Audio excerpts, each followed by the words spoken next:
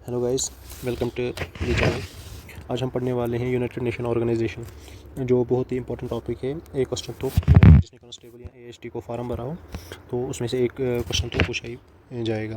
देखो, हम पहले इसकी हिस्ट्री जानते हैं, हम क्रोनोलॉजिकल ऑर्डर में पूरा ये पढ़ते हैं और ऑलमोस्ट इसमें हर एक एस्पेक्ट कवर किया गया है। और मैं आपको इसके बाद जो लेटेस्ट पे टर्न जे के एसएसपी का है उसके बेसिस पर क्वेश्चन भी कराऊँगा, तो आप खुद देख लीजिएगा कि सारे क्वेश्चन जो है, या आप खुद भी कहीं से अगर क्वेश्चंस आपको मिलते हैं इस टॉपिक के रिलेटेड, आप वो भी लगाए, तो इसमें पूरा कॉम्प्रहेंसिव कवरेज की गई है। तो हम शुरू करते हैं। पहले हम इसका थोड़ा सा बैकग्राउंड देखते हैं, जो एग्ज़ाम पर्सपेक्टिव से इम्पोर्टेंट नहीं है, लेकिन फिर भी एक आइडिया रहता है दिमाग में अगर क्वेश्चन पूछा भी गया तो। पहले जो है वर्ल्ड वार फर्स्ट जब हुई, उसके बाद जो है लीग ऑफ द नेशन 1919 में बनाई गई।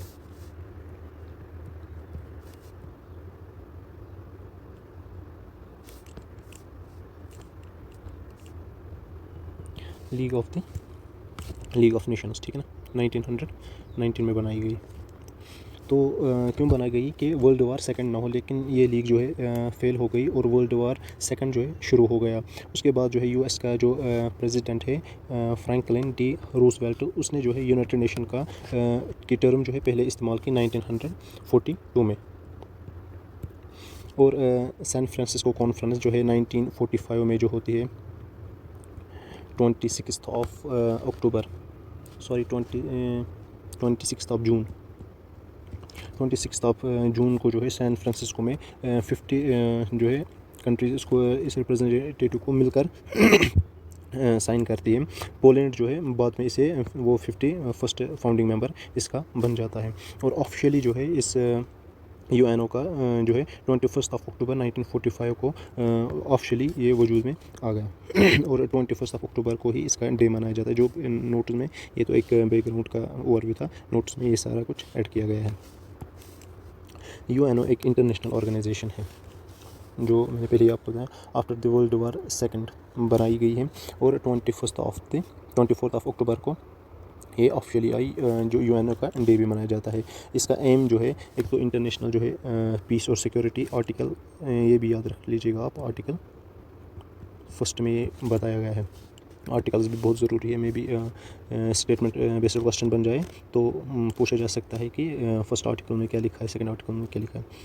तो इनका जो है एम जो यूएनओ का था, वो तो इंटरनेशनल पीस और सिक्योरिटी का था, और जो कंट्रीज़ हैं उनके बीच में फ्रेंडली रिलेशनशिप का था।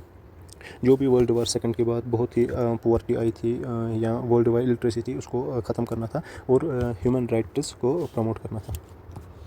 अब यूएनओ की जो है 6 ऑफिशियल लैंग्वेजेस है, French, Arabic, Chinese, English, Russian और स्पेनिश। लेकिन इसमें जो वर्किंग लैंग्वेजेस है वो 2 ही है। फ्रेंच ऑफिशियल लैंग्वेजेस है, लेकिन जो वर्किंग लैंग्वेजेस है वो सिर्फ 2 ही है, इंग्लिश और फ्रेंच। अब यूएन का जो फ्लैग है आप देख सकते हो, यूएन का फ्लैग ये जो ओलिव लीव्स है, जो पीस को दर्शाती है।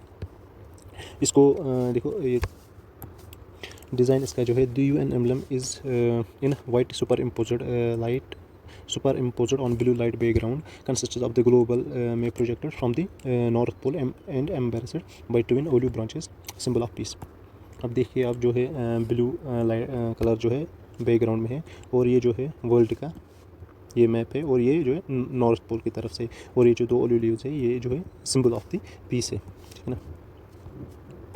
इसको डिज़ाइन अब किसने किया था, ये भी बहुत ही इंपॉर्टेंट आ सकता है एग्ज़ाम में, कि ओलिवर लिंकॉल्न ने। अब जो है हम बेसिक कुछ फीचर्स इसके पढ़ते हैं। द ओरिजिनल फाउंडिंग मेंबर्स जो है इसके 51 है। पोलैंड ने जो है लेटर में साइन किया था, पर इसको भी हम फाउंडिंग मेंबर मानते हैं। प्रेजेंटली इसके 193 है। इंडिया ने कब ज्वाइन किया, ये आ सकता है कि 30 अक्टूबर 1945। हेड क्वार्टर इसका जो है, देखो इसमें हेड क्वार्टर जो है, आगे भी बहुत सारे जो है ऑर्गन्स इसके यूएन के आएंगे, उनके भी जो है हेड क्वार्टर्स बहुत ही इंपॉर्टेंट है। मैच ऑफ द फॉलोइंग में आ सकता है। जो टर्म जो है यूएन की, वो किसने की थी, पहले भी बता दिया मैंने, यूएस के प्रेसिडेंट ने, फ्रैंकलिन ओ रूजवेल्ट। देखो ये इंपॉर्टेंट है कि ओनली कंट्री, देखो जो ओनली फर्स्ट है, ये सारा कुछ एग्जाम में पूछा जाता है। The only country withdraw from the UN is Indonesia, लेकिन लेटर इसने ज्वाइन भी किया था वापस 1966 में। फर्स्ट UN प्रेसिडेंट जो है पॉल हेनरी था, और फर्स्ट वुमेन प्रेसिडेंट, ये इंपॉर्टेंट है क्योंकि ये इंडियन थी, विजया लक्ष्मी पंडित 1966 में। अब जो है हम organs of the United nation पढ़ेंगे। यहाँ से बहुत ही इंपॉर्टेंट बनता है ये टॉपिक, और क्वेश्चन अगर पूछे भी गए तो इनसे ज़रूर पूछे जाएंगे, वो भी स्टेटमेंट बेस्ड और बहुत ही अच्छे लेवल पे बन जाएंगे।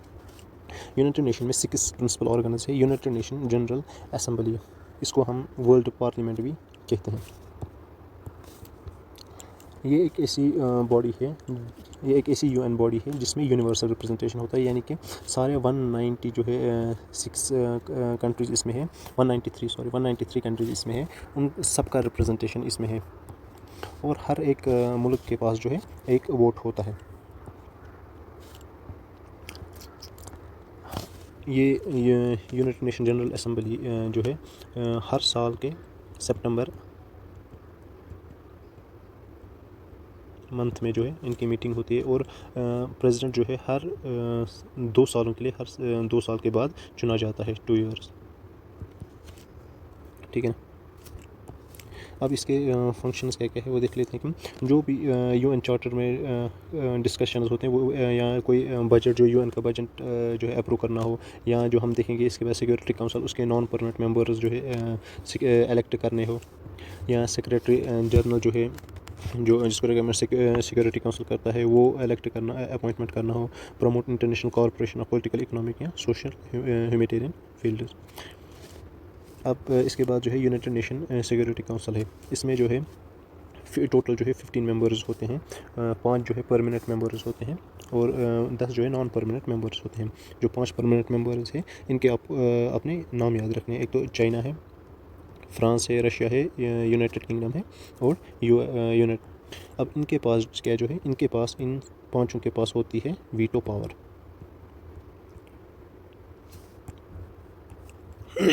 अब इस यूनाइटेड नेशन को है, इसको पुलिसमैन ऑफ वर्ल्ड भी कहा जाता है,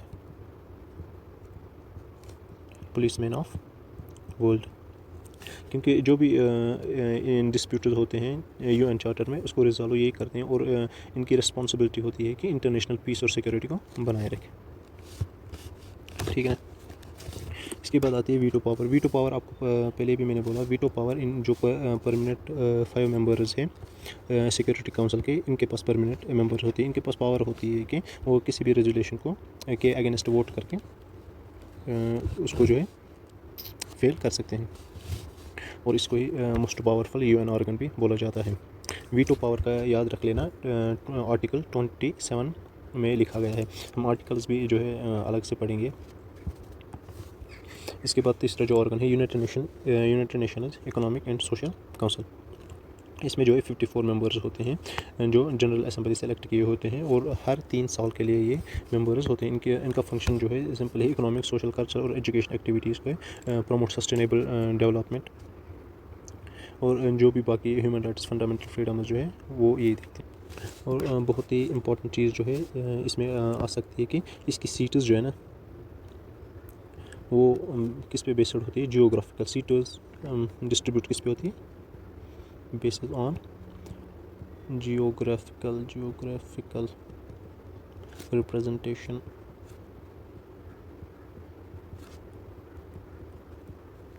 ठीक है, और वो भी किसी सिंपल मेजॉरिटी, ये भी याद रखने में भी आ सकता है। उसके बाद आता है international court of justice. Location इसकी कहाँ पे है क्यों, नीदरलैंड में। इसमें 15 जजेस इलेक्ट होते हैं 9 साल के लिए। जजेस जो है इलेक्ट कहाँ से होते हैं, जनरल असेंबली और सिक्योरिटी काउंसिल से। जो भी लीगल डिस्प्यूट मैटर्स जो 2 कंट्री के दरमियान होते हैं उनका फैसला जो है इंटरनेशनल कोर्ट ऑफ जस्टिस ही देता है। इनकी जजमेंट जो है ना, इनकी जजमेंट होती है बाइंडिंग होती है, उसमें फिर अपील ऊपर को नहीं जा सकती। जजमेंट जो होती है बाइंडिंग होती है, या नो अपील। उसके बाद जो है यूनाइटेड नेशन सेक्रेटरी, इसका जो हेड होता है वो सेक्रेटरी जनरल होता है UN का, और इसका फंक्शन जो है जो भी डे टू डे एक्टिविटीज़ होती है वो यही देखता है। मीटिंग ऑर्गेनाइज़ करनी हो वो भी यही देखता है, कोई रिपोर्ट प्रिपेयर करना हो वो भी यही देखता है। और उसके बाद जो है यूनाइटेड नेशन ट्रस्टीशिप काउंसिल आती है। इसका फंक्शन जो होता है प्रोमोटर पॉलिटिकल, इकोनॉमिक, सोशल और educational advancement for trusted territories. जो भी इसमें ट्रस्टेड टेरिटरीज है, जो कि ऑलमोस्ट सारी है, तो उनका जो इकोनॉमिक, सोशल, एजुकेशनल एडवांसमेंट जो है वो ये दिखती है। अब इसमें जो है कुछ ऑर्गन्स हैं जिनका आपने जो है एक तो फुल फॉर्म याद रखना है और उनके हेड क्वार्टर्स याद रखने हैं, इससे ज़्यादा उनमें से कुछ भी नहीं पूछा जाएगा, ठीक है ना। तो वो मैं इसे लिख देता हूँ। पहला है जो है UNDP, यूनाइटेड नेशन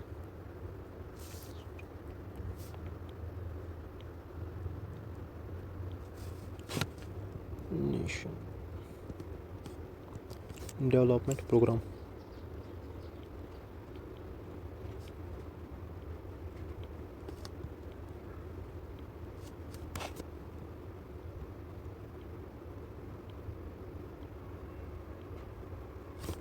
इसका हेड क्वार्टर जो है वो न्यूयॉर्क में है।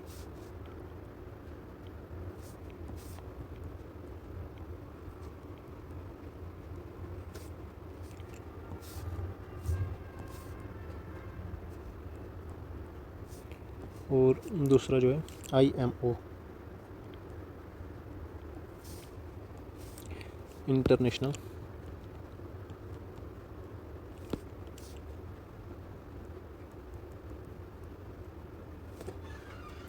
Maritime organisation.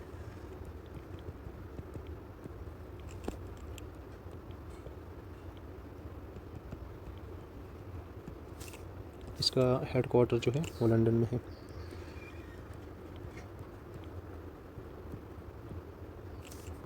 ओके, इसके बाद जो है ILO,